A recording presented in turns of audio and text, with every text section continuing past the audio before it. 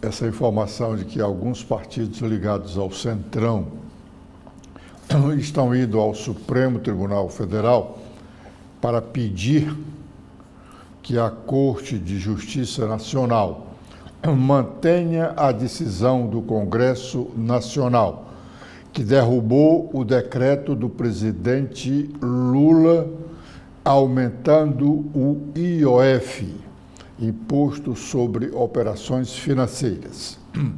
Dessa forma, com essa ação de partidos do Centrão, o Supremo Tribunal Federal terá que decidir agora sobre 3 ações sobre o mesmo IOF. Uma do PSOL, outra do governo, ambas, a do PSOL e a do governo, pedindo aos ministros do Supremo Tribunal Federal que decrete a inconstitucionalidade das decisões da Câmara e do Senado que derrotaram ou que derrubaram o decreto presidencial, e a outra ação, uma terceira, é a dos deputados do Centrão, pedindo que os ministros do Supremo declarem a constitucionalidade da decisão dos deputados e senadores. Ora, 2 pedem que o Supremo decrete a inconstitucionalidade da decisão do Congresso. E a outra pede que o Supremo decrete a constitucionalidade. Uma que é a inconstitucionalidade e a outra a constitucionalidade. Ora, como o Supremo Tribunal Federal não pode dar a questão por empate, um dos poderes, ou o executivo ou o legislativo, sairá jogando pedra no Supremo Tribunal Federal, por incompetência do mundo político, por falta de liderança na política nacional, que, como dizem lá os advogados, ou a própria justiça, ninguém tem autoridade para chamar o feito à ordem. Dizer que os políticos precisam conversar. As questões políticas devem ser decididas, terão que ser decididas na área política.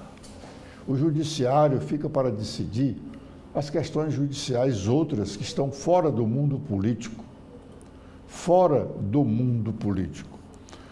O Noticiário Nacional também dá conta de que o presidente Lula, na próxima semana, porque ele estava fora do país, está voltando, vai ao Rio de Janeiro, na próxima semana, já estamos praticamente no fim de semana, né? Sexta-feira, ele vai conversar com o presidente do Senado e com o presidente da Câmara para ver se voltam a ter a harmonia reclamada. A Constituição Federal diz que os poderes são independentes, mas harmônicos. Neste momento não estão sendo. A conversa é imprescindível, a conversa do presidente com o chefe ou os dirigentes do poder legislativo. Como também sempre deve haver conversa entre os chefes do legislativo, do executivo e do judiciário. Mas essa conversa do presidente com o Senado e a Câmara não vai fazer voltar a situação como anteriormente. As relações estão muito azedas. E, como as pesquisas dão conta de que o presidente Lula está perdendo apoio, não está bem avaliado, aí é que fica mais difícil esse entendimento, porque deputado e senador não quer estar perto de quem tem pretensões de dirigir a nação, o Estado, o município. E aí, no caso, vereadores, deputados estaduais, nenhum deles quer estar perto de candidato que não tenha uma boa aceitação pública. Então, a situação que as pesquisas apontam para o presidente Lula não favorece muito a esse entendimento. Os deputados e senadores do Centrão, que ainda hoje estão no governo, estão pensando já há algum tempo num candidato diferente de Lula e também diferente de Bolsonaro. Como uma das pesquisas feita pelos institutos de pesquisa, que tem feito avaliações, tem pesquisado sobre a avaliação do governo, já disseram que mais da metade da população não quer mais saber de Lula nem de Bolsonaro. Estamos precisando de outros nomes. Lamentavelmente, temos muito poucos nomes que possam realmente fazer um Brasil diferente do que este que estamos experimentando. Embora não possamos dizer que o nosso país não é um dos melhores do mundo para se viver. Ainda é um país muito bom, mas poderia ser muito melhor. Tivéssemos lideranças que tivessem realmente respeito à democracia e, sobretudo, à coisa pública. Vamos torcer para que essa situação política melhore. Hoje, a coluna política do jornal O Estado de São Paulo está dedicada ao deputado federal cearense Mauro Benevides Filho. Diz a coluna do Estadão que o deputado federal Mauro Benevides Filho, vice-líder do governo na Câmara, conseguiu 182 assinaturas para iniciar o trâmite de uma PEC. PEC é uma proposta de emenda constitucional que aumenta o poder da Câmara e do Senado sobre o presidente do Banco Central. Eu estou lendo nota da coluna do jornal O Estado de São Paulo. Diz lá, o texto da proposta de emenda constitucional, um parêntese que eu estou fazendo, o texto autoriza os congressistas a pedir informações e convocar o chefe da autoridade monetária. Além disso, se as respostas não forem enviadas no prazo de 30 dias, houver informações falsas, será considerado crime de responsabilidade, passível de impeachment. Benevides Filho, diz a coluna do Estadão, ressalta que o artigo 50 da Constituição só permite a convocação de ministros do Poder Executivo. O presidente do Banco Central não está incluído em razão da Lei de Autonomia, que transformou a instituição em órgão sem tutela ou subordinação ao Executivo. Prossegue. O deputado cearense reclama que tentou pedir informações ao Banco Central no ano passado e agora, mas o envio foi negado pelo sistema da mesa diretora da Câmara, o envio do requerimento. Entre aspas, requerimento de informação só pode ser enviado a ministros de Estado ou órgãos subordinados diretamente à Presidência da República. O Banco Central é uma autarquia de natureza técnica autônoma. Fecha aspas. Prossegue a coluna. Ele pedia estudos técnicos que respaldaram o aumento da Selic, modelos econométricos e metadados que alimentem a metodologia do Banco Central. Benevides Filho destaca que é favorável à autonomia do Banco Central, porém cobra mais transparência.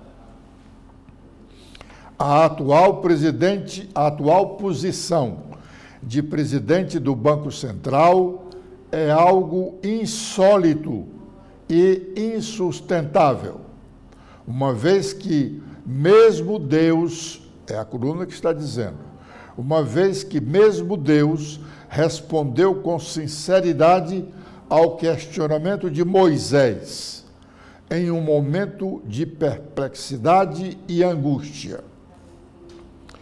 PhD em economia, o deputado é um dos principais defensores de estabelecer um limite para a despesa financeira da União com juros da dívida.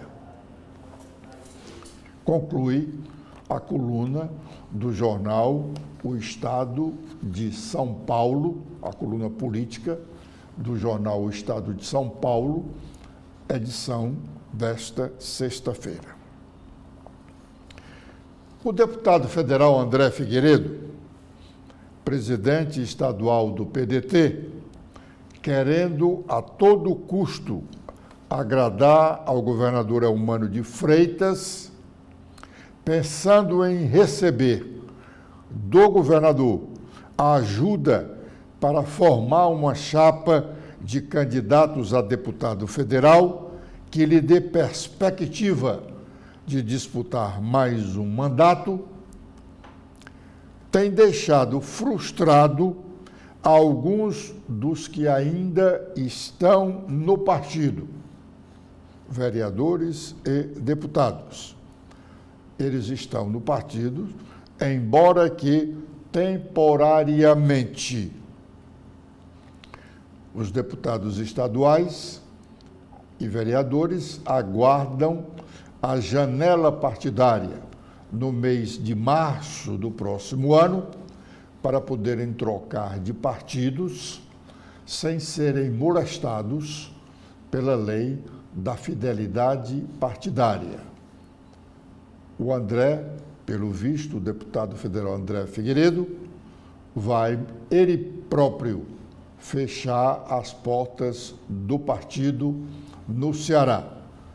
Essa sua ligação hoje com o governador Eumano é na tentativa de que o governador encontre alguns dos seus liderados que ele possa mandar se filiar ao PDT, a fim de que o PDT possa apresentar uma chapa, mesmo incompleta, de candidatos a deputados estaduais e federais.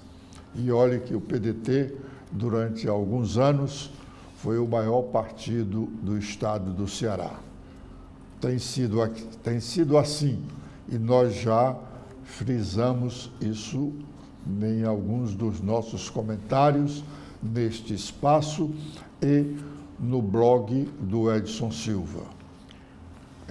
Quando o governador do estado está no exercício, quando o governador está no exercício, o seu partido é o maior do estado. Embora possamos fazer uma exceção, porque o PT está no governo e não tem o maior partido. Mas foi assim com o PSDB, no governo Tasso Gereissati, no governo Ciro Gomes e até no governo Lúcio Alcântara, os três tucanos. Quando Lúcio saiu do governo, o PSDB já não era tão grande quanto foi nos governos Tasso e Ciro, mas ainda era a maior agremiação do estado. Quando Cid Gomes ganhou a eleição, Cid derrotou Lúcio Alcântara, que era candidato à reeleição e não obteve sucesso. Então, Cid passou a comandar o maior partido. PSB foi um dos partidos desse, o PROS foi um dos partidos do governo e, por último, o PDT.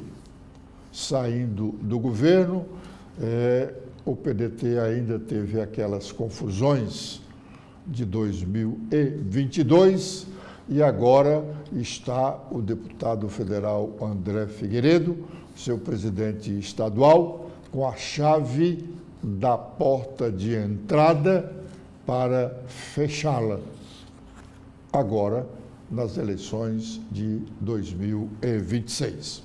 Dizendo isso, nós estamos nos despedindo desse espaço do primeiro bloco de notícias da manhã de hoje aqui na TV da Transparência.